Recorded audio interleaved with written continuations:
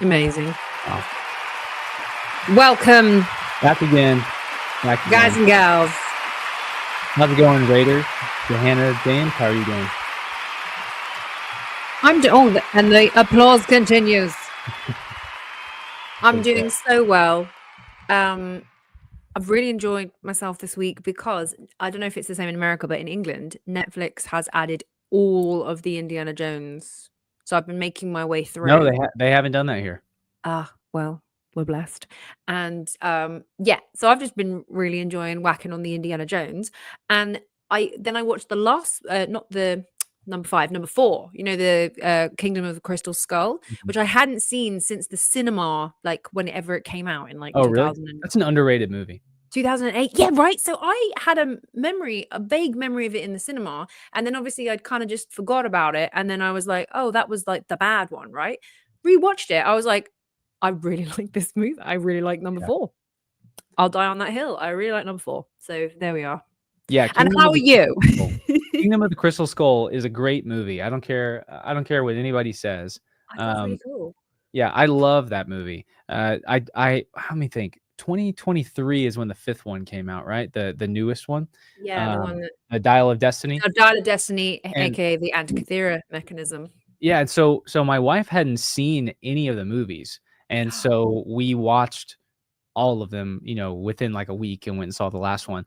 And honestly, so her favorite was Kingdom of the Crystal Skull. I think she liked Mutt Williams and Indiana Jones and having Marion Ravenwood back, and they're all, you know, together as a family. I think that was her jam. And but I mean, let me think. If you had to pick your favorite, what would it be?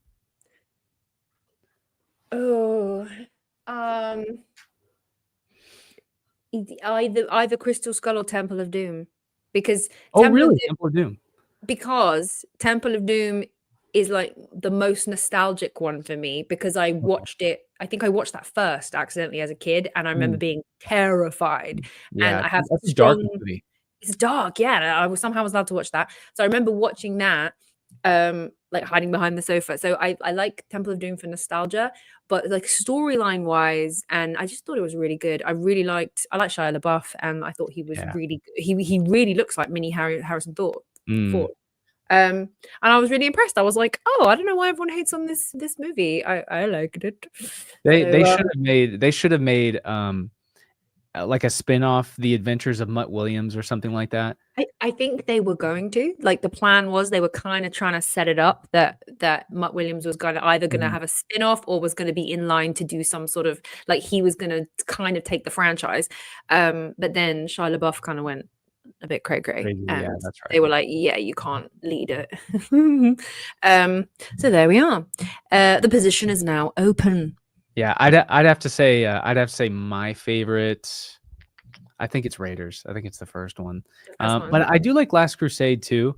I really wasn't a fan of Dial of Destiny. I looked over at Lauren after the movie, and I was like, that was a bad movie. That wasn't good. And the thing that was, so they set this whole thing up like they're going to use the Antikythera mechanism to travel back in time. And then Harrison Ford has one of his best scenes ever where he's on the boat, and Helena asks him, what would you do if you could go back in time? And he was like, I would go back and convince my son to not go to Vietnam. And, you know, you get this sad scene where it's like, oh, so Mutt went off to Vietnam and he died in the war. And so you think during the movie, or it kind of makes you think that, he may go back in time and see his son or something like that. Yeah. And then they just never continue that plot line, and he doesn't ever go back in time. And then the thing I hated the most about that movie was at the end when he's talking to Archimedes and he's speaking in Greek and he wants to stay in the past. Well, they take away all of Indiana's like agency and his ability to make his own decisions and choose what his final destiny is going to be, when Helena just knocks him out and forces him to go back to the present, you know? And I was like, this whole thing is, the literal name of this series is Indiana Jones. Let him make the final decision at the end of the last movie of what he's going to do. And I just thought it'd been cool if he had stayed back in time and then like there's a shot of the museum or something, and you see like a little fedora in like Greek hieroglyphs or something. Yeah, and he's like a miscellaneous odd artwork in from the part. Yeah, I like all that. Yeah, I know. But yeah, so okay, so that was this. Well, you've recently been to Cambodia. Yep. I led like a little adventure tour there on behalf of Maya Exploration Center, which is run by Dr. Ed Barnhart, and Right. so I do those a few times a year. And so he sent me out to Cambodia, and he sent me out there during the hottest month of the year. I'm telling you, that was the hottest place on the planet. If there's anybody in the chat that was there with me, they'll tell you it was the hottest place on the planet. And I'm saying that as someone who lives in Texas. Yeah, you're from Texas. Like, and I walk outside and the sun immediately irradiates my skin. I can feel it burning my skin. And or you get in your car here in Texas. I don't know if you guys experience this up there, but you get in your car and the steering wheel is like burning on fire, and you grab the seatbelt and you don't touch the metal, you only touch the plastic because it'll burn your fingers. And Cambodia it's not comparable. Texas has nothing compared on the heat of Cambodia. It was ridiculous. I was completely drenched in sweat the entire trip. So you just slip and slide down all the temples and it was insane. I mean, it was insane. But the locals, they didn't even sweat. There was no big deal to them at all. They're just accustomed. Yeah, so I took it was a journey getting over there. So we took so it was a 4-hour flight from San Antonio to San Francisco. And then it was 17 and a half hours from San Francisco to Singapore. And then it was another 4 hours from Singapore to Cambodia. And then like an hour car ride. So it was a long journey to get there. That's the same. Oh, that's actually even a worse journey than going to Easter Island. Is it really? Yeah, because I went London, 16 hours to Chile, Santiago, God, and then I went 5 hours. I an hour through the airport, ran, and then went 5 hours straight to Easter Island. So it was like 20 hours plus on a plane, but I only had one change, so that was, and I could just pass out. Yeah, wasn't that your adventure in the Chilean airport? That was stressful, wasn't it? Oh my God. Because if you miss it, there's one flight a day to Easter Island. One. So you had to wait.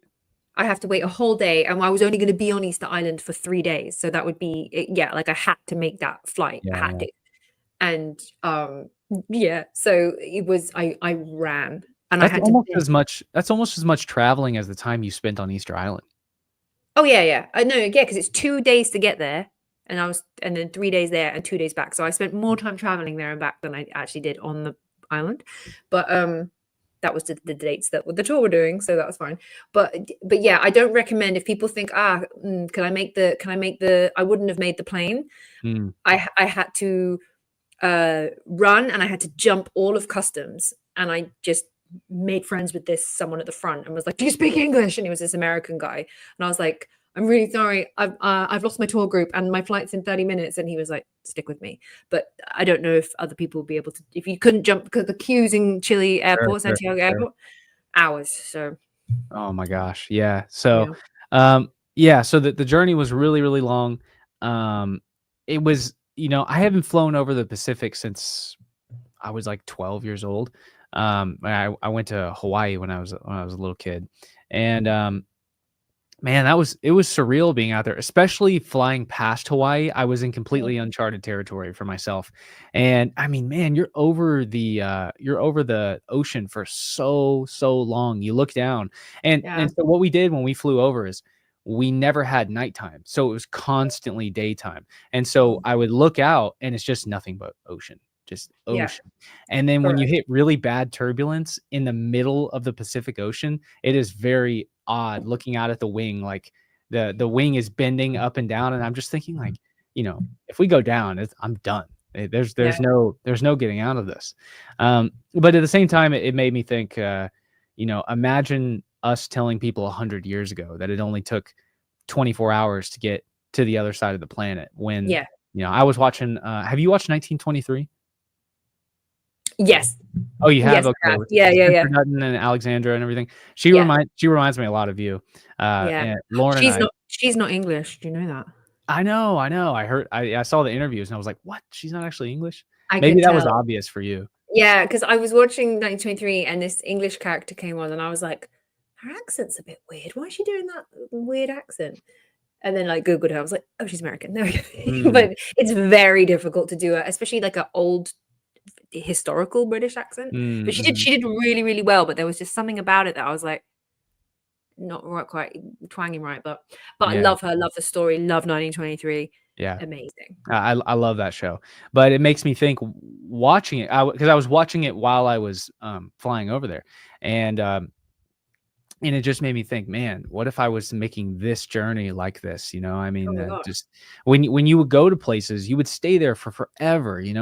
If I were to make that whole journey to go to Cambodia, I might be there for 2 or 3 months, in that country for that long, because it takes 2 or 3 months just to get there. It took her 6 months to go from where they were in the Mediterranean to Montana. Yeah. It's totally nuts. 6 months. And I was like, because she was by boat and crazy. Yeah. So Crazy. So but yeah, thank God you could fly and get there. Yeah. So we get to Cambodia and got to see Angkor Wat. I don't know if you're familiar with Angkor Wat, but I've never been to Cambodia, but I know Angkor Wat. It was mentioned in the Builders of the Ancient Mystery, the first one. So okay. I kind of know a bit about it from the documentary. So yeah, basically, I'm like, just tell me everything because I don't know anything. Yeah, well, I'm not an expert in ancient Cambodian history. This was really some of my first exposure there. I only did a little bit of study before I went. Dr. Barnhart asked me to lead this tour, and I was like, sure, I can lead the tour for you, but I don't know anything about Cambodia. So he was like, you'll be fine. Just study up a little so bit. Green. Oh, it's beautiful. Yeah, really, really beautiful place. And moist. And so I told him, I was like, well, if you're okay with me going out there, and it's going to be it was like a tour for me. I mean, I was seeing all of this for the first time, and so it worked out really well. We got paired with a guy named Kanya and Bon, and they spoke perfect English, super nice, super knowledgeable guys, and they kind of took us around. And really, I just ended up being the American ambassador on this, and I got to experience it. And the fun thing was that I have a little group of guys that I tend to travel with. Like we'll do some of them will come on my tours, or we'll have our own trips, and so they all came with me. So it was just a trip with the guys. It was really, really fun. And so ancient Cambodia, before about 1200 years ago, let's say before 800 AD, is very mystical. We don't really know what's going on in this country at this time. And the study into ancient Cambodia, even with as amazing as this archaeological site is here, and there's several others, there's not that many people studying it, and really almost nothing that you can find that's in English. So most of it is in their local Khmer language, or it's written in Chinese or Indian or Thai. And so anyways, if the farthest back we can peer into ancient Cambodian history is between 200 BC and 200 AD. And the only reason we know that these Khmer people are operating in this area, that they have a civilization here, is because they're in Chinese documents. The Chinese write about interacting with the Khmer people back just over 2,000 years ago. That's the only glimpse that we have into.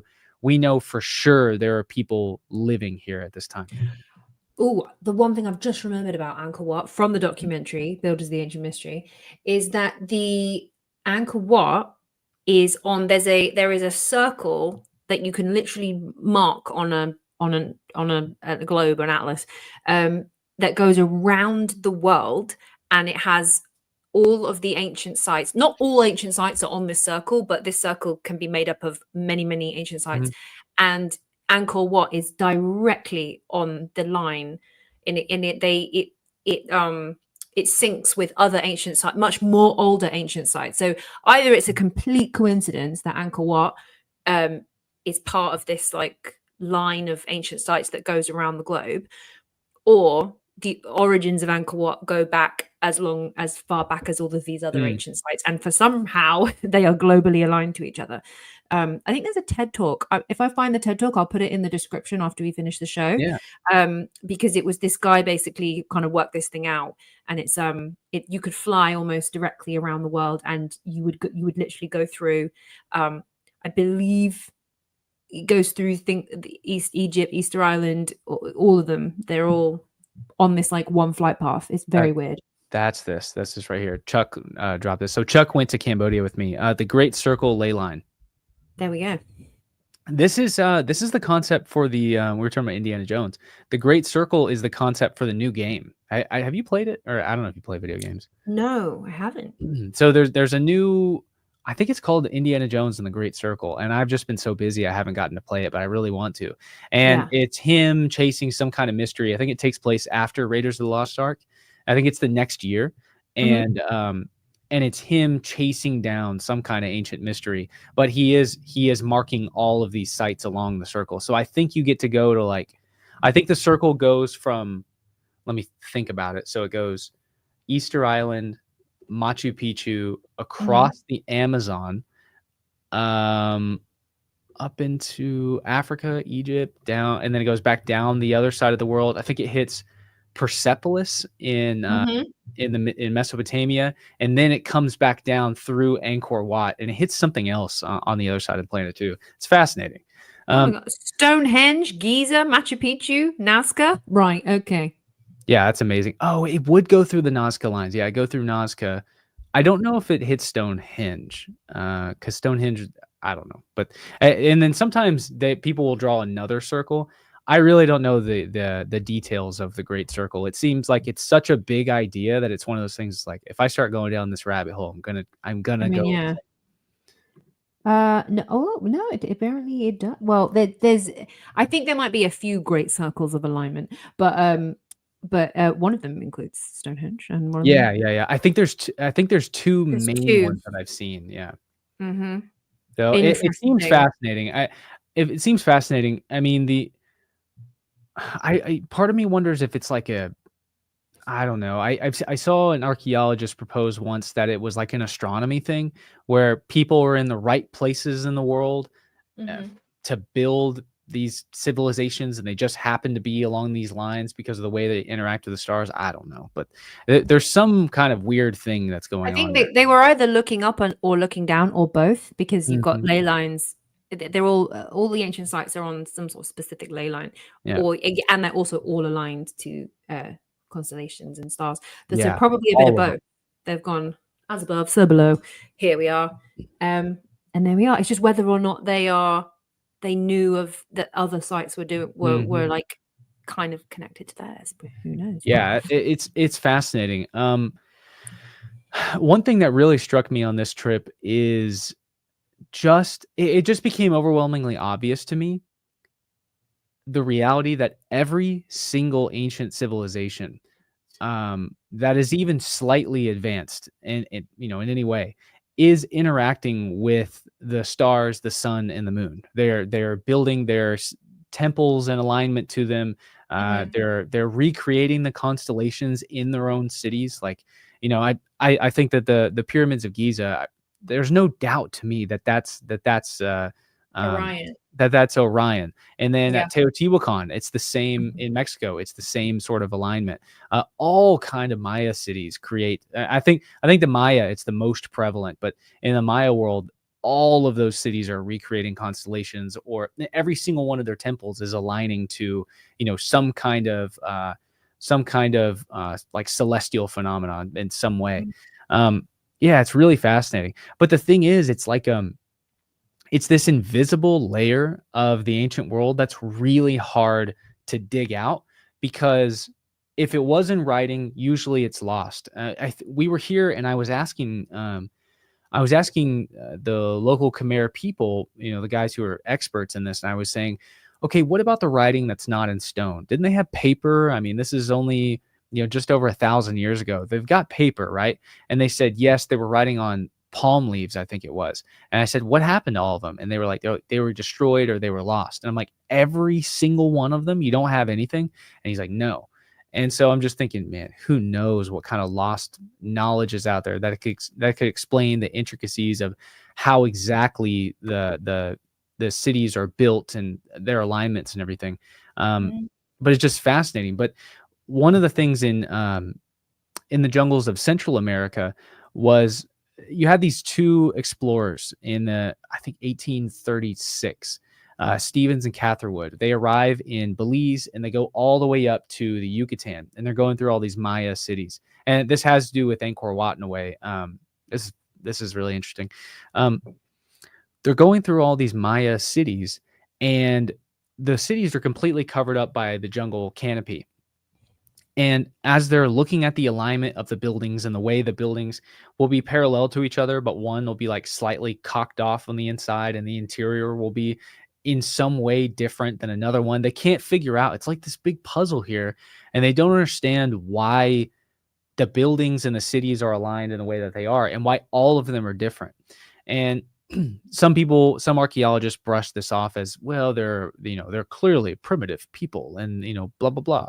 And so in the 1960s or 70s, when the Dresden Codex is officially deciphered and our understanding of Mesoamerican astronomy just explodes, they realize that to understand the layout of these ancient cities, you have to cut the jungle canopy off of them, clear everything out, and then study the architecture of the cities in alignment to the night sky. And then you find out that all of the cities in every single building are built in alignment to celestial bodies, to the movement of the sun, the stars, and the moon. And that's how we unlocked this key to understanding this whole new aspect of the Mesoamerican world. Now, the way that this connects to Angkor Wat and Cambodian civilization is visually they're very similar. I mean, this looks like, if you really didn't know anything about Cambodia or Mesoamerica, I could tell you that this is in the jungles in the Americas, and you might be like, I'm not saying you, but somebody might be like, oh yeah, okay, they are so similar. Well, they exist on the same equatorial line, and they acknowledge the Khmer people and the Maya and the Mesoamericans. They exist on the same equatorial line, and they exist at the same time. Like, at least we know these civilizations do. When exactly the temples are built, well, sometimes that can be up for discussion. But we know that these two civilizations, these two cultures, are existing on the same equatorial line at the exact same time. And they're noticing the same celestial movements in the night sky because they're seeing the same night sky at the same time. And this is what got Dr. Barnhart so fascinated in it. So it's why he sent me out there. Really fascinating stuff. So we come to Angkor Wat now. Yes. So the Khmer Empire, who is traditionally credited with building all of these temples, although there seemed to be a little bit of discussion there about what exactly the origins of some of these temples are, because everyone in Cambodia is Buddhist today, but all of these temples were built by Hindus. Well, maybe not all of them, but a lot of them were built by the Hindus. So this previous culture, in a way, it's the same bloodline of people, it seems, but when Buddhism comes in, it sort of washes away and dilutes the Hindu culture that's still there. They still hold on to some of it, but they're reluctant to acknowledge that it's Hindu. It's a really interesting thing, and that's something that I'm just kind of now becoming familiar with. This was my first introduction into the Eastern world. So So the Khmer Empire begins sometime around 800 AD. Now we're getting into like the early Middle Ages at this point. I mean, Yeah, that's like, yeah, we're coming up to Robin Hood in England. yeah, exactly, exactly. And so these guys are kind of contemporary with ancient England, as far as we know, um, and they have a whole lineage of these Khmer dynasties that are all. Um, it's a Hindu civilization, so they have thousands of gods, like 3,000 gods, Mm-hmm. and the king himself or the emperor is seen as like the divine conduit of the gods himself, and he's like a divine ruler.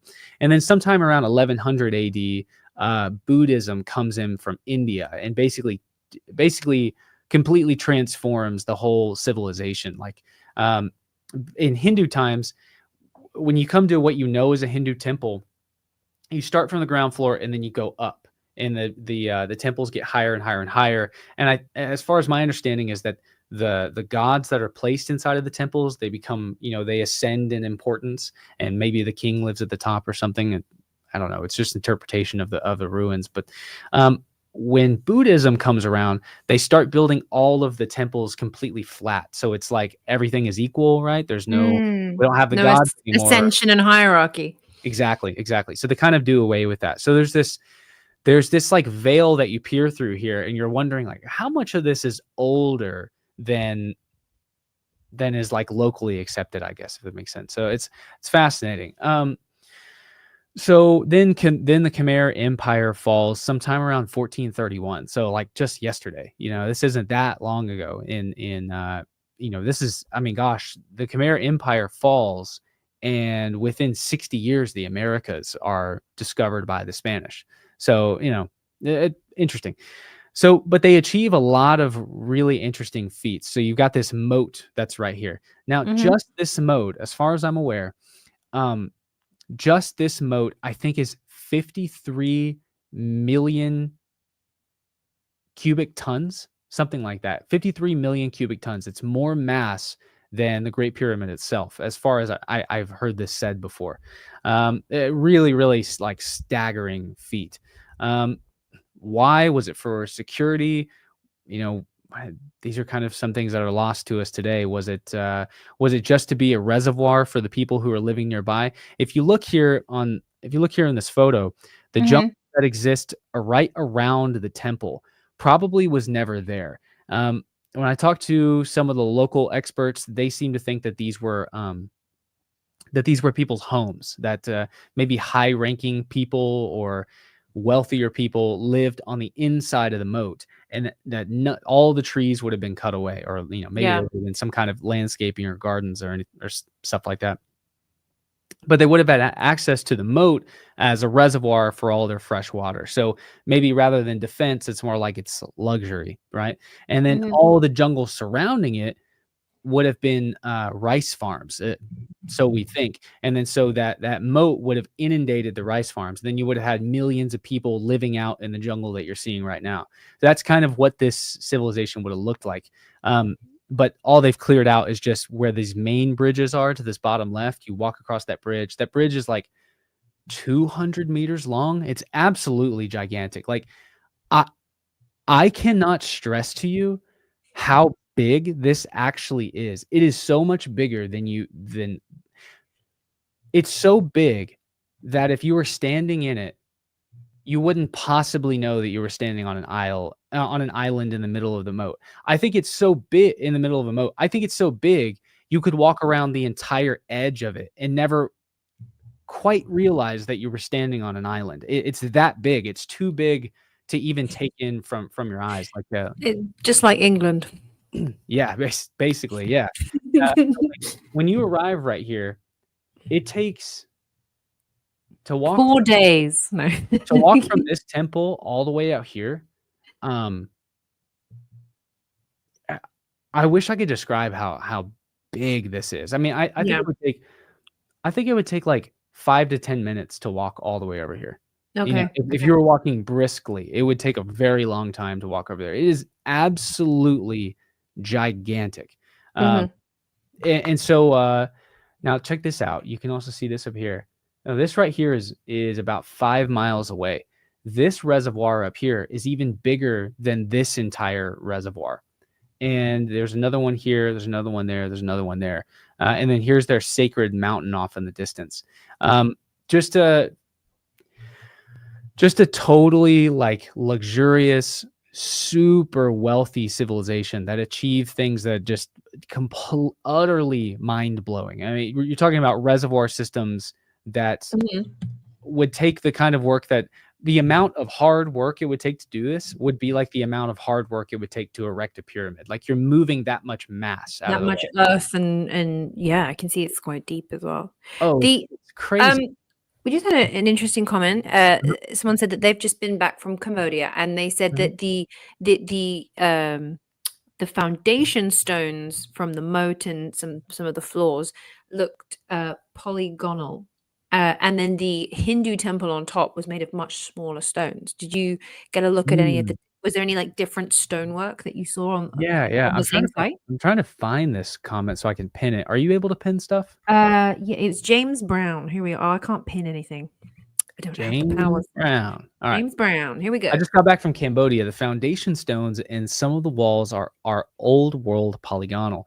On top where the Hindu temples are, the stones are smaller and it's built differently. That is interesting.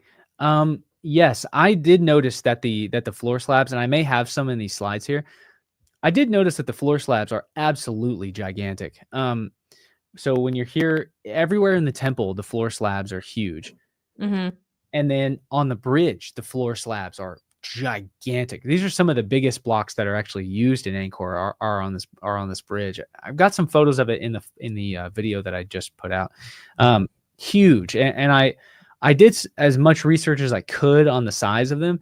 Each stone on the floor are anywhere from like 3 to 5 tons, and they're made of the hardest, like limestone that's much, much harder limestone than anything that's in Egypt. This is like limestone that's getting close to the density on the Mohs scale of basalt. It's really, really hard limestone. You can just tell. You can tell why you're there, because the reliefs that they carve into the limestone are so detailed that it would take limestone that's really, really, really hard to be able to get that kind of detail in there. Yeah, or it would crumble.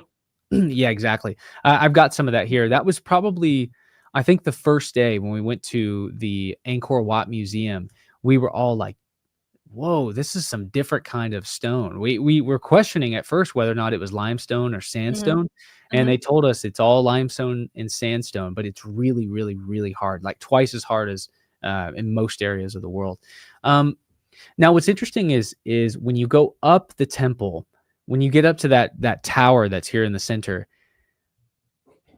it's not like the blocks are tiny. I mean, we're talking about like, the smallest block is probably like this big. I mean, just huge. I don't even know if I could carry myself the smallest block at Angkor, but the floor slabs are huge. And what makes up the foundation, these are gigantic stones. Like, I mean, my table is probably 3 or 4 feet tall and 2.5 feet thick. I mean, it's just really, really big stones.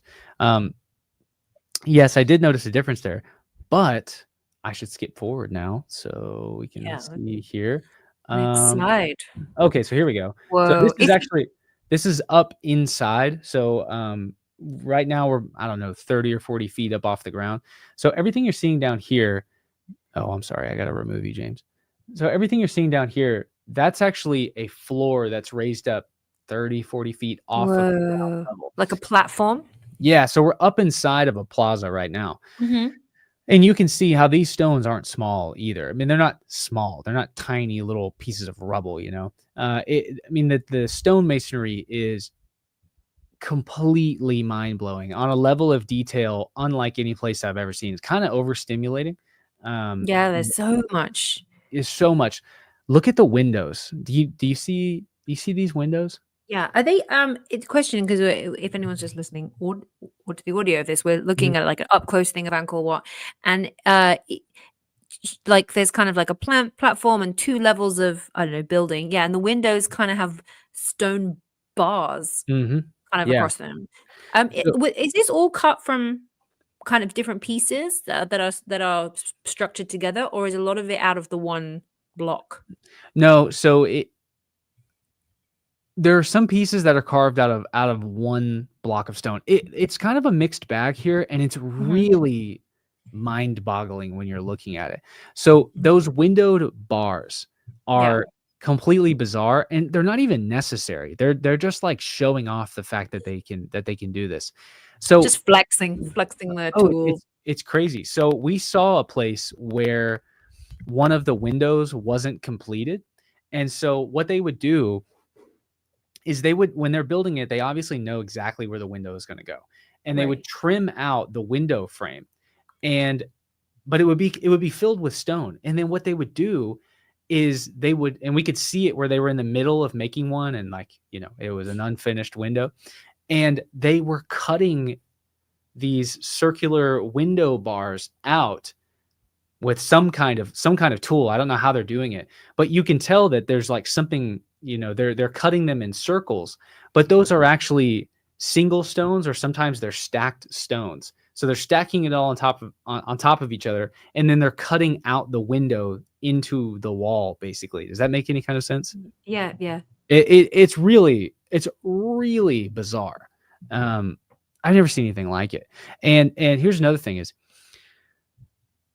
so like all these bars right here, even these stones, they all have every single stone, every single corner across the entire temple, every single temple we went to, they have a texture carved into them, like little circular loops or flower patterns across every square inch, and they'll be like this big. And they go around those bars. They're on every single block. It was kind of overstimulating, In Egypt, the temples are just massive and simple, And well, the old stuff, everything old is super minimalistic, super sleek, super like you show off with the size of your bricks and how slick you can get your bricks. But then this is like the opposite side of amazing. Literally the opposite. The more you pinch in, look closer. There's spirals within spirals within spirals. It's so metaphorical. And we were talking there. And we were like, some of the guys I travel with, what we're all interested in is ancient psychedelics, and just what are people taking? What's influencing them to think this way? And are psychedelics a place where, or are they like a medicine that people take, or that shamans take, or whatever, and they access like some kind of higher knowledge and it influences them? Because it's undoubtable. Every time I go to some kind of ancient site, I see something that's so similar to things that I've seen before, and it's either that they're all connected literally, or they're all connected metaphysically, where they're being influenced by the same things. They're taking the same plants, or plants that have the same effect on the brain that takes you to the kind of place where your brain goes when you open that chamber. Exactly. And they're getting the inspiration is from source. Yeah. It's like this chamber that you access, and all these ancient civilizations step into, and and maybe a simple explanation is we're like, human beings are wired a certain way, but it's clear that everyone's being kind of inspired by these same sort of ideas. And so it was just so obvious here that, at least to us, that psychedelics and had to be in use. I mean, you see these reliefs of these Hindu gods like dancing among these magic mushrooms, and everywhere you go, they're holding the lotus flower, just like they are in Egypt. In Egypt, they're holding the lotus flower everywhere, because obviously that blue lotus is their psychedelic. Yeah. Well, what's interesting is there's so much controversy around this blue lotus, because I keep telling people, I'm like, it's extinct in Egypt. You cannot find a blue lotus in Egypt. And I'll get people that'll write me and be like, what is this? This guy doesn't even know what he's talking about. I smoke blue lotus all the time. I can't get it to have any kind of potency or whatever. You're getting scammed. There are people in Egypt that are selling the blue water lily as if it's a lotus flower, but it's not. And we found a lotus flower while we were here. So I'm gonna go through these real quick. I know you can get blue lotus wine, unless it's blue water lily wine, but like they get high off it. I know that Yusuf Awan on my first ever tour in Egypt. He said that, you know, that they privately, not with the tour, but he's gone up to the big ancient like crystal altar tables, and they've all had lotus wine and just got all psychedelically off their faces. Well, it has to be. It must be, unless they're hiding the Egyptian blue lotus somewhere. The Egyptian blue lotus is extinct. You're not going to find it in the wild. Right. There may be places where they're still growing it, and for some reason it's kept secret. But you can find the blue lotus, although slightly different species with different DNA, in other places around the world. So you can find them in India. India is in the same region as Cambodia, so you're going to find them in Cambodia. The Maya in Central America also had a blue lotus. And then I think the Japanese or the Chinese have one as well. So, but I found it was, so our whole group was there. Everybody was freaking out because this is like one of my fascinations. We found the water lily about 15 minutes before we found this lotus. And the water lily sits on top of the water and it spreads open like this. It's a beautiful little like bluish purple flower. Yeah, it's cute. And it's the photo. It is the flower. If you look up the blue lotus, every photo you see of the blue lotus is the blue water lily because people can't really distinguish them. But the water lily is about this big or so. The blue lotus is the size of my head. It is a gigantic flower. So now there's no mistaking it. Like I know what I'm looking for now. And this flower, the Egyptian version of it, has completely gone extinct because it was such a hot commodity in ancient times. And about during the time that Rome took over Egypt and really things started exporting out of Egypt, at that point, there's just, you know, eventually they run out of the blue lotus. And so it's completely extinct in Egypt. So when people are ordering blue lotus or Egyptian blue lotus, most of the time they're being sent the blue water lily, and it's created this like epidemic of people being sold fake blue lotus, and now they think that it's still around, but it doesn't exist anymore. This has been like months of me figuring this out, but totally fascinating plant. And so when the plant is covered up, or when the plant closes, basically the way the blue water lily operates is every day when the sun is starting to reach, you know, when the sun is rising, when the lotus, you know, I don't know exactly the science behind it, but the sun rays are piercing through the water and it activates the lotus, and the lotus starts rising up, and it'll rise like 6 feet up out of the water, and then it'll bloom in the middle of the day when the sun is directly overhead, and you know, it sucks in all that sunlight, and then it closes again and sinks back down under, you know, shrinks down 6 feet back into the ground and closes at night. And so every day it's doing this every single day. And it's no wonder, like, it's such a peculiar plant. It's no wonder why ancient civilizations look at it and think like, you know, there's something weird that's going on here. This flower is interacting with the sun. Well, when you eat the fruit of the flower, supposedly, I haven't tried it yet. Here's the fruit of the flower. Yeah. You can brew that in like wine, or you can have it. You can ferment it in wine. You can drink it with beer. I've heard people say that they can smoke the leaves, or you like ferment the leaves and then smoke them. And apparently they have, you know, an effect on you kind of like cannabis does. And for anybody who recreationally partakes in cannabis and you go into, you know, smoking cannabis with like the right sort of approach, you'll have reflections about yourself. You'll have like enlightened moments. You know, I think, let me think. So the last time I smoked, one of the things I thought about was, you know, every time I don't do it recreationally. I do it like if I'm with a few friends, and it's a few times a year, and I go into it for like a sentimental reason. You know what I mean? To have like a ayahuasca trip. You're doing it for a purpose. Imagine, yeah. Imagine similar to that. And every single time I do that, I have some kind of recollection, you know, some kind of realization about myself. You know, let me think. Like 4 years ago, maybe 5 years ago now. You know, I wasn't eating right, and I was, you know, I don't really like binge on junk food, but I used to gorge myself on meals. So like, you know, if Lauren or my mom or something made like gumbo soup or something like that, rather than just having one big bowl, I would have 3 big bowls. So I was just like calorie dense all the time. And you know, I put on like 10 or 15 pounds that I shouldn't have just from gorging myself. And I was looking at myself in this photo, and my ego, you know, I was like, you know, high enough that my ego was gone. And I was looking at this photo, viewing myself from like God, like a God's eye view. And I was looking at myself and I didn't recognize the body that I was living in. Like the body that I was living in wasn't as sharp as the mind that I have. And like there was a disconnect there. It was the first time I realized, man, you got to cut back on your portions. You got to just put the fork down, have some discipline, and you need, your body needs to resemble the mind that you have. You know, they're not looking symmetrical right now. I had that real mirror your mind and your bodies.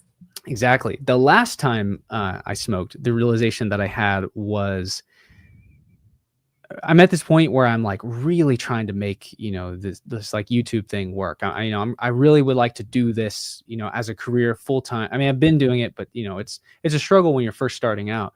And you know, I've just been, I quit my job back in October. So I've just been on the grind trying to make this work. Like, you know, I'm an ancient history fanatic as much as I am an entrepreneur. And so, you know, it's kind of stressful. Like I'm working from sun up to sundown every day, whether it's reading, writing, researching, filming the video, producing it. I mean, you know, it's a lot of work. And just kind of stressed out. And this has been like my sole singular focus. And there will be some days I work so hard that at the end of the day, I walk out of my my office, and on the couch, my dog is sitting there, and he's been sitting there all day since I took him out in the morning. And I had this realization that the last time I smoked, I was like, you know what? There's nothing more important in my life than taking my dog on a walk and making dinner for my wife and spending time with her. That there's nothing more important than that. And it's just your brain operates in this type of way where all these distractions go, they completely go out of the way. If you're not going into it like a delinquent who's just doing it for fun, you've got to go into it for a purpose, and your brain will click on. Every time I do it, I have some kind of, you know, beneficial realization. And so if the Blue Lotus is anything more potent or similar or whatever, well, it would make sense with what the Cambodians say about the Blue Lotus. And they say it's enlightenment. That's it. It's the enlightenment. It's the ascension of knowledge. That's what they say. And on all these Cambodian statues, all of them, there will be either an animal, a god, or a person holding an unopened, most of the time it's unopened. And what they were saying is that it's the potential for enlightenment or something like that. It's the potential for ascension. So it's, I don't know, it's really fascinating. Do you have any images of the lotus on the stone? Yes, I do. I don't think I have it in, I may not have, now that I'm thinking about it, I don't think I have it in here, but I'm going to put it in here really quickly. But yeah, what are your thoughts on that? I agree. Like the first time going around Egypt and just seeing like, whoa. I mean, I knew that I thought it was like just a pretty plant, and then realizing when you're looking more into the imagery, and it's talking all the time about psychedelic drugs with the flowers, frequency, and like advanced mathematics and sacred geometry, and it's kind of the theme that's rolling around. And I was like, if you have all three, if you get a frequency right and you've got the sacred geometry and you've got your psychedelics in place, it's kind of like your 3 keys for opening. So yeah, it makes total sense. And just to like link it like very lightly, people in the comments have been messaging to say, oh, you should listen to the Telepathy Tapes, the Telepathy Tapes. I thought that was a true crime podcast. So I was like, cool. Yeah, I will. I'll put it everything on everything with tapes is something. I didn't really understand what it was. And then I've recently started, I was like, oh, okay, I'll start the Telepathy Tapes, thinking it was a true crime podcast. It's not that at all. So just it's a weird little segue, but it links to kind of what we're saying about like enlightenment and the potential of the human mind. So Telepathy Tapes, in a nutshell, is the a filmmaker has made a podcast. She's teamed up with some uh, doctors and psychologists who are looking into this weird phenomenon that's happened all over the world, where parents of non-verbal or really minimally verbal autistic children have all these parents have come forward thinking that they are the only people in the world that it's happened to, but they're not. There's thousands of them. That their child can appear to read their mind and have like a telepathic connection, normally with the mum, but some of the children are able to do it with teachers or strangers. And so the doctors are basically, it's the investigation of these children, and they're trying to get money and funding to look into it, because obviously they're laughed out of every single academic thing. There's no place for funding.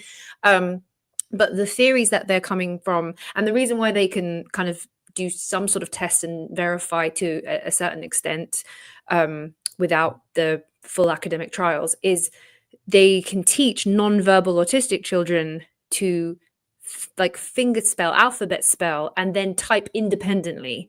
And when these children are, and young adults are given independent typing, they are basically all communicating the same thing, that they are kind of locked in their body. They're not, doctors have said that non-verbal autistic people are like, they're not in there, and they're like, we are in here, but we are disconnected. We have a disconnect between our intellectual brain and our physical motor skills. So we don't have full control. We look like we don't have full control of the body. And things like speaking, speech, that's all fine motor skills, which the brain struggles to do. And anyway, where this idea of telepathy comes in is because these young children and autistic adults, the theory that they're kind of running is that their brain is formed in a way that allows them to access this kind of like interlink, hyperlink state where they because they are having like essentially an outer body of experience through their autism, which humans can access that, but you have to use psychedelics, you have to use meditation, you have to use astral projection. You have to really work really hard if you're neurotypical to get into that state where you can then access things that like where you go with ayahuasca. And they are investigating this idea that these nonverbal autistic people are already in that state, and that's why they can sort of access these channels of shared thought, hyper thought.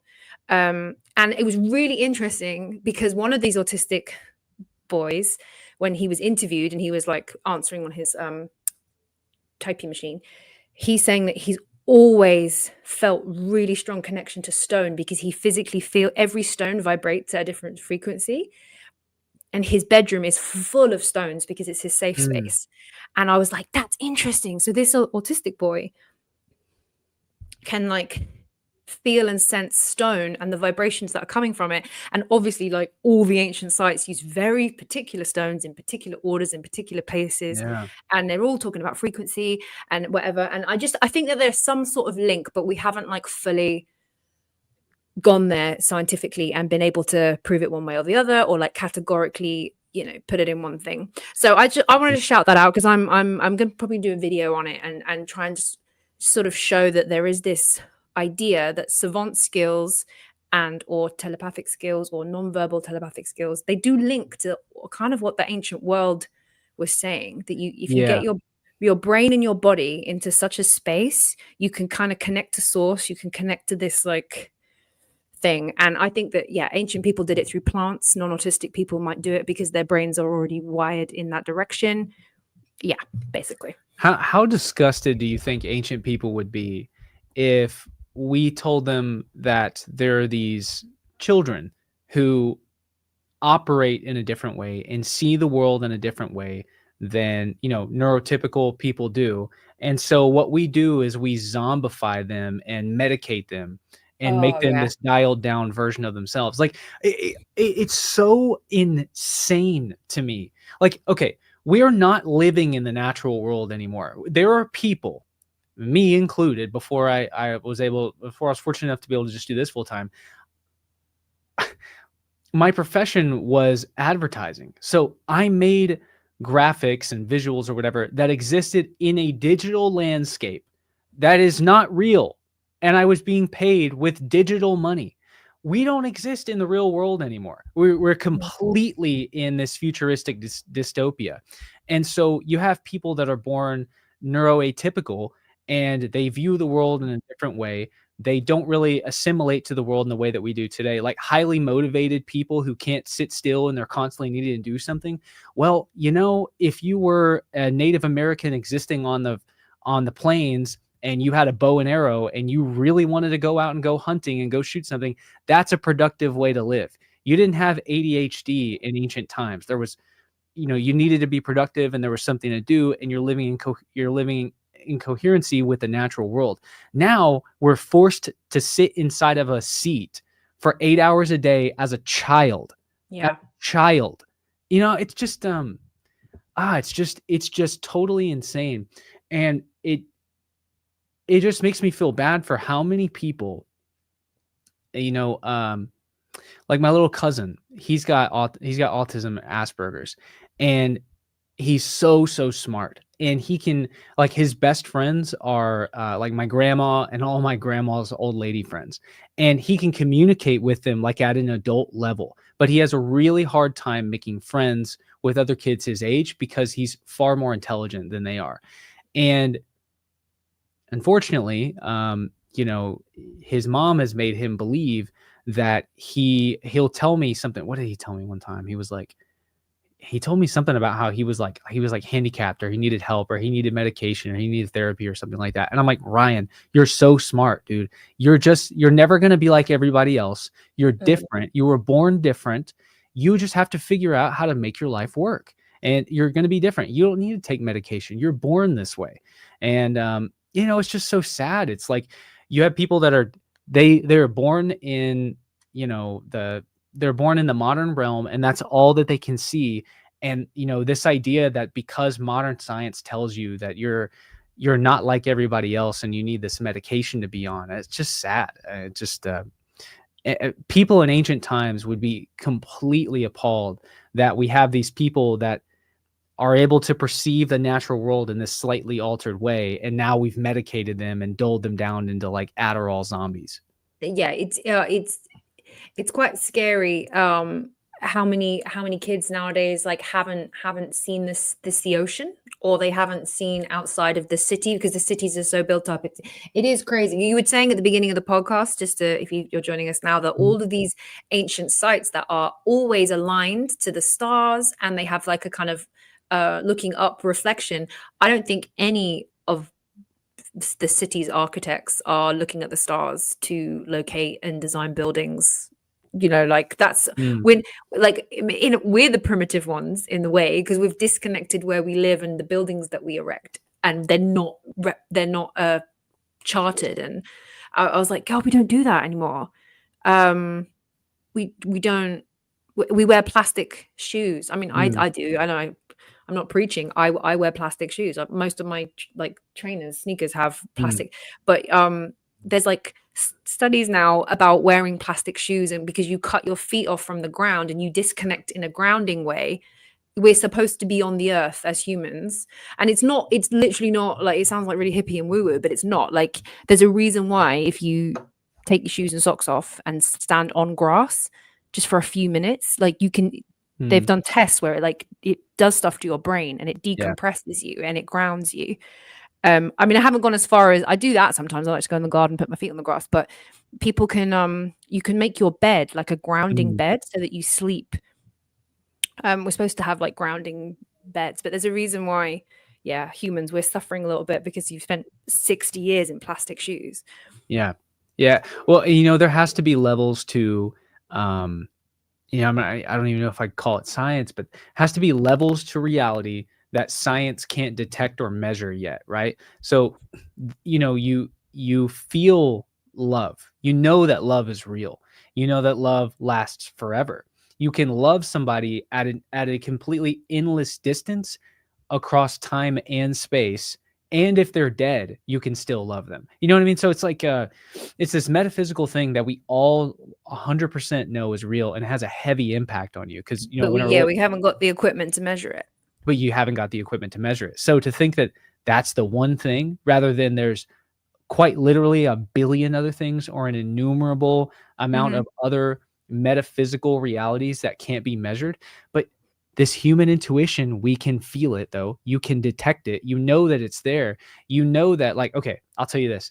I was about to sit down and do this podcast with you, wearing shorts and like my loafers, but I can't do it. When I sit down to do that, it's too relaxing to me. I've got to go put on pants, and it sounds insane, but I have to wear boots, like my leather boots I always wear, because my body isn't immediately clicked into that zone. And when I wear boots, like I sit up right, my brain clicks on. And, but when I walk around outside, like when I take my dog on walks, I take my shoes off and I walk around barefooted, because I feel so much more relaxed. And it's like I become diffused, all the stress I have, I'm able to diffuse. When I walk outside on the grass, my body just goes, and I'm set back to zero, and I freaking love this conversation. Just fascinating stuff. I just clocked the image that you put up, which is the lotus, the closed bulb lotus flower, and then a real lotus bulb. And I'm realizing I'm doing a similar thing with my microphone right now. That looks like a closed lotus bulb. Oh yeah. But yeah, that's so interesting. Other side of the world, and civilizations are putting great effort to immortalize lotus flowers as massive part of their like spiritual mental enlightenment. That's really strange. I would say it's depicted just as much in the Cambodian world as it is in Egypt, just as much. Almost every single, almost every single temple wall, all the columns, every time you see things written in papyrus, they're either holding the lotus, they've got the lotus like in this little handbag thing that they're walking with, or they've got the lotus, like a bundle of them in their arms, or they've got a lotus like coming down, hanging over their face, or they're holding it up to their nose. It's everywhere. It's everywhere in Cambodia too. Everywhere. And this whole thing of like the pine cones. Do you know this whole mystery of like the people holding the pine cones? Have you seen this before? Oh yeah. And they're all, but pine cones and handbags and lotus flowers. That will be my book. Those pine cones are just lotuses. I learned that when I was in Cambodia. They're just lotuses. I thought they were actual pine cones. I thought so too. And it was like duh. Like, I don't know why I didn't think of this before. I was talking to the locals there, and I'm like, these pine cone looking things that are up on top of the temples. Because if you look at Angkor Wat, let's go. Oh yeah, because that does look a bit like a pine cone. What that flower you were just holding there. My. Okay. Wow. Okay. So you see this up here? Oh yeah, the pine cone towers. Okay. So I asked everybody when I was there. I was like, what is this pine cone thing? Like, why is it the shape of that? And they're like, no, it is not the pine cone. That's a lotus flower. And I'm like, it looks like a pine cone. And then they would go, what is a pine cone? And then I was like, duh. Like that. I am familiar with a pine cone. You don't know what a pine cone is because they're not there. I guess. Yeah. And, So I don't know. It's just funny. It's a freaking lotus flower. And this whole time it's been a lotus flower. All these pine cone things that these people are holding, it's the lotus. Okay, so next thing we should touch on is the Khmer pyramid. So we were talking about, I think it was James Brown that mentioned earlier that the floor slabs were these huge polygonal stones, and that the higher you got up, the smaller the blocks went. That's true at Angkor Wat. Not true at the Khmer pyramid. Very, very bizarre. So at the Khmer pyramid, you can see at the bottom of the pyramid, these stones are, I don't know, they're huge, but they're like, I don't know, this big, just giant stones that would take a lot of people to move. But when you get up to the top of the pyramid, the very top level, and there's this tunnel, there's this tube thing that like drops way down to the center of the pyramid. And they thought for the longest time that it was a king's tomb down there. They rappelled down there, and Johanna, tell me what they found. Water. Nothing. Nothing. Just like every chamber, everywhere. Evaporated water. Evaporated water. There you go. So up at the top of the pyramid, you have these gigantic megaliths. These are probably the biggest megaliths that we saw in all of Cambodia. These Is are that your head on the top of it huge. there? Yeah. Yes. Just absolutely gigantic. Probably, They are big I don't blocks. know, close to 15 feet long and maybe 3 or 4 feet deep. Did you see any nubs in the stonework, or was it not a Oh, we particularly nubby did. place? We did, yeah, all over this pyramid, actually. There was Um, nubs. oh, okay. Maybe I can drop a photo in, or What's with I'll the show it nubs? here. Yeah, the nubs were everywhere. Okay, let me go to the Kokare pyramid. I'll show it here on the I camera. do. I keep hearing the Coke head pyramid. I'm like, great, this is great. The Coke head pyramid. The Coke head pyramid. Okay, here I'm gonna show this to the camera. Here's a nub. I don't know if you're gonna be able to see it. Okay, yes, there are nubs, but they're so random. But that's Like it's they're never in a pattern like a logical pattern. yeah, they're never in a pattern that you can It's make like out. one nub here, they're next to each other. There's two on one, and then none for 7 rows. It's like what the most confusing game of Tetris ever. So What? we were standing at the bottom of the pyramid, and there were some people there that were just, were just interested in seeing Cambodia and seeing all the temples. They didn't really, they don't really have a prior interest in like the stonemasonry and how, Yeah, the stonemasonry can be found all around the world and everything. So myself, Nick, Chuck, Little John, we're explaining this to the rest of the group, and we're telling them, this is something that's really interesting here. And so we're looking at, can you see how on the pyramid that the stones are kind of pillowing out? Like they thin down, or I should say that they maybe they decrease in I'm trying to say like the surface of it kind of wanes into where the blocks connect to each other. So every block kind of pillows out. Does that make sense? Yeah, They like puff a out. marshmallow effect. Exactly.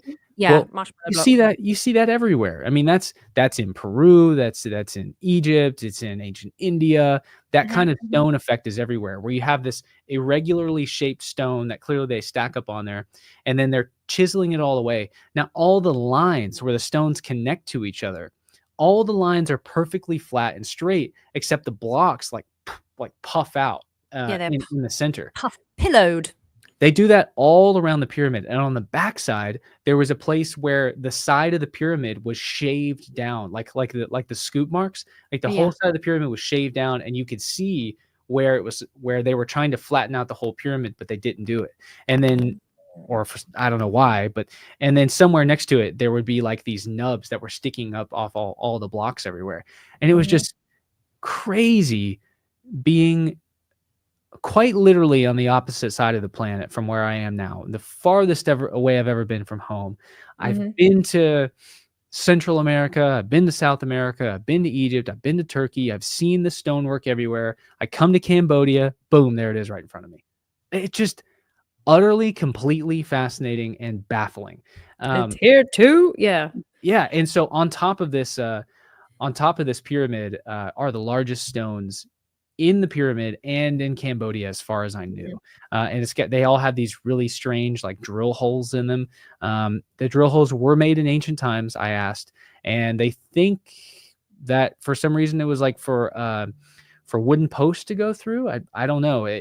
They told me that they thought it was for lowering down a sarcophagus, and there were only 2 sarcophagi found in all of Cambodia, I think, and they were either made out of solid gold or they were like basalt. If anybody was on the trip, leave a comment if you remember what the sarcophagi were made out of. But big sarcophagi, but they were looted and discovered somewhere else, like laying out in the jungle or something. So they think that it came from inside this pyramid, but they just think that it did. So it's really fascinating. Last thing I'm going to get to, and maybe we'll do a Cambodia part 2 at some point, is this. Have you seen these photos that I posted at all? No. Whoa, but that light coming down is it's totally crazy. So Dr. Barnhart sent me out to Cambodia for this. He is an archaeoastronomer, I guess part-time an archaeoastronomer. And so archaeoastronomy, like we were explaining earlier, it's the interaction between ancient cultures and the sun, the moon, and the stars. How are they using the sun, the moon, and the stars? Mm. How are they incorporating these celestial, solar, lunar, cosmic cycles in their architecture? Well, was absolutely amazing. So, in ancient times, these are Hindu temples. So in ancient times, the Hindus would have been well aware of these temples being, having these sacred elements incorporated and interacting with the sun. And they even have a sun god, and they have a sun god with a big sun disk behind his head, just like in Egypt. Chuck and I, we were walking around, and we were like, we walk up to the statue, and it's got this big circular disc behind the head, just like in Egypt, where the disc sits on top of the head. And I was like, look, that looks just like the sun disk in Egypt. I looked down at the label, the Hindu sun god, and I'm like, well, there it is. What the heck? So ancient Hindus would have 100% understood these principles, but let's remember, about 1,000 years ago, Buddhism comes in and kind of washes away the Hindu culture and religion in Cambodia. So they lose now in Buddhism. I should say it's perhaps similar to Christianity in the way that you really focus on one particular being, and everything else around it kind of fades away. Now, so because Buddhism has been Cambodia's predominant religion for 900 years, in 2011, when Dr. Barnhart first went to Cambodia, and he was interested in these celestial cycles because he studies it in Mesoamerica. So he came to Cambodia with this lens of looking for these things. And everywhere he goes, he looks for, like, how, I don't know. And so when he was there, he was asking the Cambodians, hey, do you know any way that, like, are the temples aligned with the stars, or do they have like sun or solar alignments? And there are some things, like some of the temples, like one of the temples is an image of the Draco constellation, and that's kind of known. But these light beams that come down through the temples at one particular point of the year, which is in Zenith Passage. Zenith Passage is when the sun rises directly in the middle of the horizon on the east, and it comes directly over in the center of the sky. So you and I do not have a zenith passage. We're both too far north of the equator. You have to be on the equator to get a true zenith passage where the sun is directly in the center of the sky. This is what makes archaeoastronomy so hard, because the principles of archaeoastronomy that you learn on the equator do not apply to Stonehenge. The people of Stonehenge are looking at the sun in a completely different way, right? So it's this really hard, like, metaphysical field to get into. So anyways, Dr. Barnhart sees these holes in the top of the temples, and he walks around the side of all these temples, and he finds a circular disc that has a hole, like this long tube in the center of it, laying broken in half on the side of the temple. And he goes around and he says, where does this stone come from? And someone said the top of the temple. And he was like, that has to be a sun tube. That's where the sun is coming through. So he times it all up, and about 14 years ago, he went back and timed it, and he discovered that these alignments happen. And he started telling all the locals about it. And maybe there were some that knew, but it wasn't like a really popular phenomenon. And over the last 15 years, like, if you go to the Cambodian temples on Zenith Passage in the middle of the summer, the hottest time, it will be absolutely full of people there to see these light beams coming in. And so this was something that, Dr. Barnhart, in a way, discovered. And this photo is just making me nervous, like trusting the thousands of years of stonemasonry to not collapse. It's totally nuts. In the stonemasonry is like so intricate. I mean, you can see out this corbelled roof that's going up. It just fascinating. But it was, I mean, everything there is solid. Like, you see it in person, you're like, oh yeah, this ain't coming down. This just is so well built. So this is a photo that I captured. I got this photo. So the day that we're going to Zenith Passage, we probably shouldn't have had a boat ride planned that day, but we go way out into like this remote Cambodian village on the border next to Vietnam, and these are called the Stick People, and it's because all their houses are built on these like telephone poles, and because they live in a floodplain, so they're all rice farmers. So they take us out on this rickety boat, and the water pump on the boat breaks down, and the the rudder gets stuck in the mud. And so we're just stuck in the middle of this river out near Vietnam. And we have an hour drive to get to the temple to see the Zenith passage. So we have to like row the boat over to the side. The van meets us on the side of the road. And then we have to get on a second smaller boat and like crouch down, balance on this boat. And then we all like, they take this pike and they push it through the river to get us out. We jump, run through the mud, get onto the van, and we just fly across Cambodia to these temples. We get to the temple. I have to sprint up the temple steps, which is no easy feat because it's hot as hell outside, and the temples are huge. I get up and I'm there. So you have a 30-minute window. Mm-hmm. It happens at noon. So the Zenith begins at 11:45. Imagine the beam is like cocked at an angle, and that beam is moving like this for 30 catch minutes. The sun. Exactly. And so to open the temple. and so at 11:13 or 14, or I'm sorry, at 12:13 or 14, the last minute I run up into the temple and I was able to get this catch photo. the beam. I caught it coming down. You literally did a temple run. I literally did a temple run to get this. Amazing. And it was awesome. I think everybody in the whole group got to see it just for a second, and then it goes and it closes up just like in Indiana Jones. It was gone. So this reminds me. Now I'm here. This reminds me of the very inside when you go right inside the bent pyramid and the red pyramid. When you find not the red pyramid. I think it's the bent pyramid. When you finally get to the top and you've climbed all of the layers of the structure, and you get to actually a very tiny inside cave, and there's loads of bats on the ceiling. But is this the one where you got to go around the spiraled staircase and then you have to crawl through the little bent pyramid. Yeah, this is amazing. And also very cool. Very, very cool. Yeah, it was really cool. So man, I loved it. Maybe one day we'll have to do a Raiders in Cambodia. Yeah. I haven't gone that like ancient site investigating in the East. Now you've been to Thailand, you were telling me. I went to Thailand, but I went to like tourist Thailand, like Bangkok. Phuket. Okay. Yeah. I heard of that. Yeah, I just went to like a resort and just went around the beaches. It was not a adventure trip at all. Was your sleep schedule absolutely ruined like mine was? Absolutely ruined. In fact, we couldn't, because we were there for a small amount of time, so we just decided to try and stay on English time. So we kind of like were awake in the night and asleep a lot of the day, and then it was tough. I'm still recovering from that struggling. Trip. I mean, I would sleep, I would get there and sometimes I'd go to bed at like 6 p.m. or 9 p.m. and then I'd be up at 3, and we don't really get on the road or even get to breakfast till like 7. So I'm up from 3 to 7 before the day even begins, and like my schedule is just totally upside down, and even here I'm not falling asleep until last night I think I fell asleep at 3:45 and I got up at like 10. So I'm kind of like scooting my time clock closer. Your body clock, you gotta get it.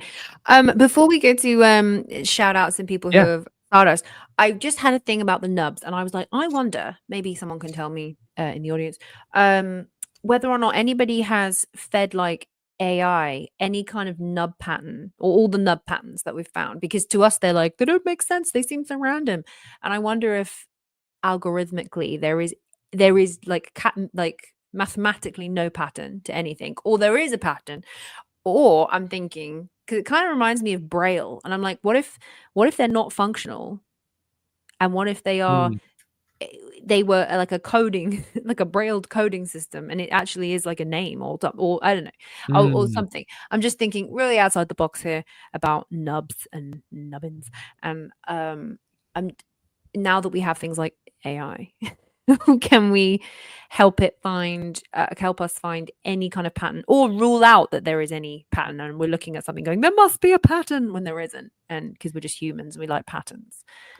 Yeah, AI is going to discover so much with archaeology and ancient history in the near future, because it's just able to take like an amalgamation of things and come up with an idea in a way we can just analyze things from this different perspective than human beings are designed to think. And there's gonna be a lot. There's gonna be a lot that's discovered with AI before too long. My friend, as a joke, but it was actually really interesting because you can now feed photos, a photo of you and a photo of your partner, and AI can give you different variations of potential children, offspring that you would have. Mhm. So I'll show you after the pod, but my friend did one with me and my partner, and to try and see what the baby will look like, and it's so weird having like Really? and it's quite a good idea because I was like, that actually does look like half me and half my partner. Oh, So fascinating. that's really fun. That's a fun game. Well, you want to get some of these chats? Yes, let's because people are getting interactive. I'll let This you is why take we the do first. this live, guys. We do it live, raw, unedited Mm. with you guys. All right, I'll let you take this one away. David, thank you. I've been there twice. How did they create the lathed-looking stone window balustrades? Yeah. Well, it was like I was kind of explaining earlier. Thank you for the soup, by the way. As far as I could tell, I was curious about this too. I was like, how the heck did they? Looks like they spun it on a lathe. On a lathe. Like a banister, wooden, like it's wood, but it's stone. But we went to a temple that was never finished being built, and there was a window frame, and it had blocks inside of it. Like say it was 4 by 4, I guess, and 4 of the blocks were untouched, and the other 4 sides or whatever, or the other 8 blocks on the opposite side, they were starting to be cut away. And I don't know, they're using. They were literally cut away in situ. They're literally cutting the blocks away there, and it already had the lintel up on top of the window frame. So the entire window frame was filled with the stones, and then they cut the spiraled window bars out of the stone somehow. It's just bizarre. So like you already had the perfect level of those balustrades there, and they were already holding up the weight of the lintel above it, even though they didn't need to hold up the weight of the lintel. I mean, there were so many other places where the lintel was holding up so much more weight. It's like we talked about this so much there. It was like they're doing it just to show off. They're just showing off. I'll tell you something else that's interesting is in India. Basically same culture of civilization, same kind of Hindu culture, ancient Hindu art. They cut these temples out of the sides of mountains. Have you ever seen this where the entire mountain is like black granite or something? Oh yeah, and it's one like the site is essentially like one block of carved. One block. If you make a mistake, any worker makes a mistake, you've done the whole project dirty. Yeah, you can do the whole thing in. Now get this. So they make the temples on that side of the world. And this is why I thought that like some of this stuff is just showing off. Some of this stuff is just showing, look how grand we are. Look how amazing our stonemasonry is. Yeah, you can't, there's no way you're gonna be able to figure it out. So imagine how powerful and whatever we are. I was constantly thinking about that temple because it's 100% proof that they're just showing off their ability of creating these temples, because in that temple out in India where it's carved out of one solid stone, if you ever go to the temple one day, anybody here ever goes to the temple, go look at the columns that hold up the temple and get on the floor and look underneath the column. The column is not connected to the floor. It is, they cut this little space between it, and they're basically just showing, look what we can do. The column isn't even touching the floor. Just totally amazing. That is like a really fun story. Just a quick little side quest here about columns not touching floors. So there was an architect who was hired, I think it was after the Great Fire of London when they had to rebuild like loads of stuff. And this architect came forward to say, I want to rebuild one of the cathedrals. But I've worked out how to do it. We don't need 12 pillars. I can do it with 6. And it's going to work. And I've worked out the math and it's, everything. And all of the older architects were like, no, this is not possible. You have to have 12. Blah, blah, blah. And so basically they said they would not give him the job or the funding if he did it with less than 12. He could not do his 6. And so he like agreed and was like, fine, I know I need to prove my point or whatever. And it wasn't until like 400 years later where the cleaners were going up on like ropes and Mm. things to clean the top of the cathedral. No, this was the ceiling, so this was the opposite. It wasn't the floor. And they looked up, and 6 of the 12 of the pillars weren't connected to anything. He literally put them in there as like an fu Wow. to the people who paid for the cathedral. And he was right. He could do the whole thing with 6. And That's really cool. I've always thought that was like amazing, and nobody knew for 400 years. Amazing. That's so cool. That's so cool. Man, that's crazy. Okay. He had balls. That could have gone really wrong. If he... Yeah. All right. So, David, thank you very much again. So Praveen pointed out that every surface of the whole island is worked, like Luke just mentioned. Yeah. I'm guessing he's talking about the moated island of Angkor. Yeah, it is really amazing. So I think what he means by every surface is like every surface of every stone. Every single stone has a texture on top of it, whether it's like a windy type of swirl or like this strange crossover pattern, or whether it's flowers or something. They worked every single stone at Angkor Wat. There's nothing that's left untouched. It's when you're there, you're like, whoa, this is so over the top. It's crazy the amount of detail that's done here. I've never seen anything like it, honestly. All right, let's take this one. Okay, thank you. We've got Channel 4 doc, buried pyramid found near Angkor Wat, and the side is 750 feet. So Channel 4 is a TV channel in the England. Oh, but okay. I'm sure if you Google it, there might be a YouTube clip. So Channel 4 documentary. They make a lot of documentaries, but yeah, it's ringing a bell about a pyramid that's. But actually, we're finding all sorts of pyramids all the time nowadays. I can't remember, baby brain. But that's cool. I'll give that a Google. Thank you very much. Yeah. Well, they've done LiDAR scans of Angkor Wat in the nearby areas, and they found all kinds of stuff under the ground.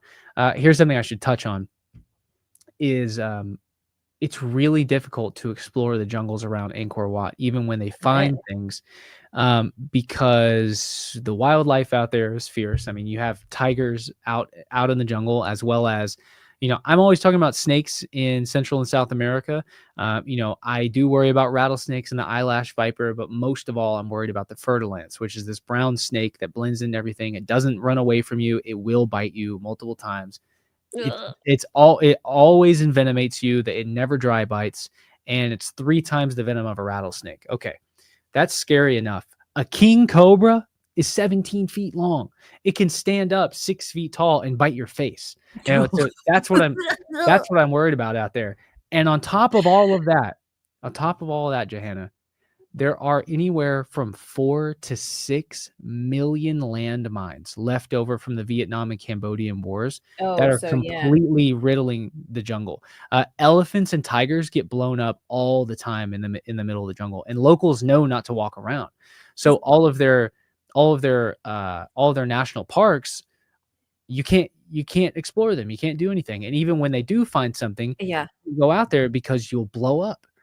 It sounds like this sounds like the premise for a movie game. It's like, find the ancient ruins, but don't get your head bitten off by a 6-foot snake, and don't step on a landmine. Doesn't it? I would play that. Yeah. It sounds like some like Cambodian version of Temple Run or something. Yeah. Temple Boom. But it's it's a brutal place out there. There's so much left over. Or Cambodian people are like locked off from their past because of the Vietnam and Cambodian War. And I saw this map of how many bombs the United States dropped on Cambodia during Vietnam, and it completely blew my mind. Like, okay, so you have the Cambodian map. Every little dot, or every little red dot, is a place where we dropped bombs on Cambodia. It's like half the country. Half the country is filled with these dots, and there's several 100,000 of the bombs that we dropped where the bomb shell didn't go off. So it's like a dud missile, or it's a missile that's waiting to detonate. It's like if a tree branch falls, like you go fall, boom. And do you know, we get that in London a lot. There's every few years. You'd think that with London from the war that we knew where all the literally you'll be like, oh, this road or this building or this shopping center was shut down today because they discovered an unexploded war bomb. It had from the Blitz. Yeah, from the Blitz, and Wow. it's literally been there, and people have like lived on it for like 70 years, and yeah, it's just there, and then you're like, whoa, could have gone off at any time. They found one in the Thames the other day, and then they just send a team in to like deactivate it, but yeah, we don't know how many there are, and it's been overbuilt. It's been built over for nearly a century. So yeah, and if it happens here, oh my gosh, Cambodia, I mean Vietnam would be littered. Yeah, it's oh yeah, crazy. Yeah, that's amazing that London could withstand the Blitz and not fall, and being like a little island, or I say little, I mean it's big, but still this little island off the coast of Western Europe, and London is closest to what's the pass called? Why am I blanking? The British Channel. Yeah, the channel. The London is not too far from that, because you have what was your river? I'm sorry, your the name. The River Thames. The River Thames. I always want to call it the Tiber, but that's in so the River Thames. Yeah, River Thames. You guys were right there, not that far from. Far from Western You could Europe. fly from France like in a few hours. Yeah, it's crazy. Yeah, just crazy. Anyways, well, when you guys do come to London, I'll show you, because there's where the museum is, Natural History Science Museum, V&A Museum, the museums are all bomb damaged from the war, and they were never repaired, and they kept them as like a let's always remember. But it's always weird to walk down that street because the buildings are super old and super beautiful, but they're just bomb. They've got blitz bomb damage and bullet damage, and it's just like, that's cool. I think it's cool that they kept it. Yeah. So okay. So B Buster gifted 5 Luke Caverns memberships. Wow. Hey, thank you very much. That's very nice. Thank you, Buster. I like your maybe the dog's name is really Buster. Yeah. Now let's see. Johanna, you want to take this one? Are either of you going to Cosmic Summit 25? I'm not this year. I've had to bow out this year because 2 reasons. I can't fly because I'm pregnant, and 2, my best friend's getting married and I'm a bridesmaid, so I have to be there. But what I am going to do is that's only for 1 day of the 3-day Cosmic Summit. So for the other days, I'm going to just be on the live and terrorizing everybody in the comments. Well, cool. Yeah. So I had academic obligations with Maya Exploration Center in Peru. And so I was going to be in Cusco for quite a while, and I didn't know if I was going to be back in time for Cosmic. So I told George, the guy who I call him like the commissioner of Cosmic Summit, I told him I didn't think I was going to be able to make it this year. Also, I'm kind of in the middle of different studies right now, and I didn't feel like I was ready to give some kind of new big presentation. Because, you and I, honestly, I think you and I did it right. Like, both years we had 2 different presentations. I didn't want to do the same. I'm never going to do something like that. I'm never always do a new presentation if you're speaking. Yeah, but you did it right. Yeah. Exactly. And so I just didn't feel like I was in the right place to prepare something new without kind of just throwing something together, So I thought, maybe in 2026, I'll be at a place where I've got something new that I feel like is important to present. But book my return flights. Turns out I get home the midnight before Cosmic Summit starts, and a bunch of my friends I travel with are like, "Oh, come on, we'll book tickets." And of course, I'm moving up to Winston-Salem, so I'm 30 minutes away from where you're going to be local. Yeah, so I'm 30 minutes away. So I reached out to George and I was like, "Hey, I'm going to be in town. I don't have anything prepared to speak, but would it be okay if I just came?" And he's like, "Yeah, can I put you on as a featured guest?" And so, anyways, I'm a featured guest. That's good, because very prestigious. Yeah, no, it's awesome, because going there in person, obviously the live stream is going to be amazing, but like going there in person when you actually get to meet and chat people. And this year there's a bunch of stuff that's happening, like a Saturday night. There's going to be a premiere of the new Atlantis documentary. I haven't seen it. George said it's pretty cool. So very, very excited. Okay, well, I'm gonna do this. I'm gonna do this last one because Johanna, you may not realize this. So Faber Style said, "Love you too. You inspired me to get into archaeology." Well, I'm very happy about that. That's kind of that was kind of what I wanted. Like I for the longest time I wanted like a buddy podcast where I was, me and a close friend, somebody I had good chemistry with, got on and just chit chatted ancient history with an open mind, not dogmatic, not looking down on people's ideas and thinking that they're dumb. Not bashing in either side. Like we've our first ever guest was academic. Like let's keep it. We're all adults here. Let's play nice. And this year we got to put on some new guests, because as of 1 day ago we entered into our second year of Raiders of the Past podcast. So happy anniversary! Yes, everybody in the comment section. Raiders has been around for 1 year. Can you believe that? So what? It's May 11th, May 10th, 2024 was Raiders episode 1. What? Can you believe that? It's just flown by. But okay, and we're still. Do you know what? Yeah, amazing, awesome. And we've got plans. We're implementing so many plans that we are we're waiting for Luke to move house and get settled, and then we're gonna So we're gonna do this properly. I'll end it off with this. Everybody has a lot to look forward to.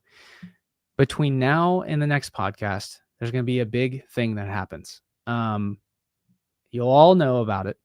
And I'm really excited for where that's going to take Raiders. Merchandise is going to come this summer. And then we have a collaboration coming with a really cool company. I'm not going to talk about it, but I'm really, really excited. That's going to come later this year. So, hey, our second guest just jumped into the chat. We have been meaning to have Kaylee on for so long. Yes, we're gonna have Kaylee on. A lot of growth is going to happen this summer. I'm very, very excited about that. And something big is going to happen in a few weeks. And so anyways, finally, year 2 Raiders, we're going to get merch. We're going to get all kinds of cool stuff. And then at a certain point, Johanna and I are going to sit down and come up with like an official schedule. And maybe we'll just publish something. It'll be like, these Sundays seem to work well. An actual timetable. Yeah, we will. Yeah. Sundays seem to work well. You guys will know exactly when we're going to go on. So we're finally going to be professionals at this. Yeah, we're going to get guests. We've been designing fun merch, and not just like, it's not going to be our faces or names. It's going to be really fun. Yeah. I mean, I don't think if you're walking around in Walmart wearing one of the shirts, no one's gonna know that it's Johanna James merchandise. It's just gonna be something fun that only inside. It'll be like inside jokes. Yeah, inside jokes. Lots of vintage merch. Lots of we're paying a massive homage to Spielberg and all the greats and everything. For so sure. really, really exciting. And then we've got we can't quite say what it is yet, but we've got some big collabs and big events happening. Very, very cool. Thanks for catching up, and thanks for the Cambodia. I'm gonna find that link to the TED Talk about the Great Circle of all the ancient sites, because it really is like a head scratcher and really, really interesting. And I'm gonna play Indiana Jones in the Great Circle. Do it. So maybe I can learn something and come back and tell it. And we should copyright Temple Boom as well. Temple Boom, yes, yeah. Maybe we'll come out with an app one day where you can like choose to be Johanna or Luke, and you can like run through the jungle and try to avoid like tripwires and mines and tigers and stuff. That would be funny. AI. So well, Johanna, anything you want to send us off with? No, just have a great week. I always love Mondays. Well, it's not Monday yet, but I love waking up on a Monday because I always feel like the urge to do so much stuff on Mondays. I get excited for Mondays. I just hope everyone has a really good week, and bring it on. And we need to work out an ending, don't we? A year. I was about to say that. Tell you what, we're gonna work out an outro, or maybe we'll come up. We have an intro video. Maybe we should make an outro video. That might be what we need to do. Temple Boom. There we go. Temple Boom. So, all right, Raiders. Well, thank you, everybody. We will catch you again next time, and I cannot wait to touch base next time after everything that happens between now and then. So I'm very excited. Okay. Speak to you soon, buddy. All right, Raiders. So long. Oh wait, I was about to leave the studio and not close the. Oh no. I was just gonna leave the live stream going, and we weren't gonna be here. All right. Professional.